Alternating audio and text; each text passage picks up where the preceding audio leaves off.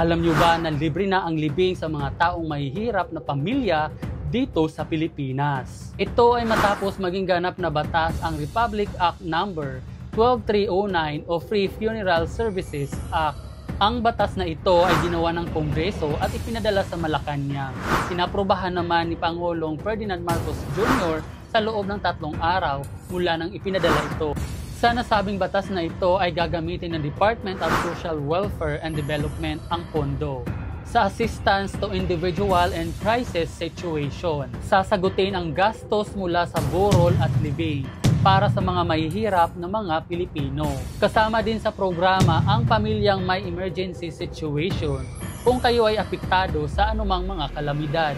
Kung kayo ay may sapat na dahilan na hindi nyo kayang tustusan ang pumanaw niyo sa mahal sa buhay. Para sa akin, maganda ang batas na ito na ipinatupad ng ating Pangulo dahil marami nga naman sa ating mga kapatid ang nawawala ng mahal sa buhay na wala silang panggastos, lalo na ang mga mahihirap. Malaking tulong ito para sa kanila.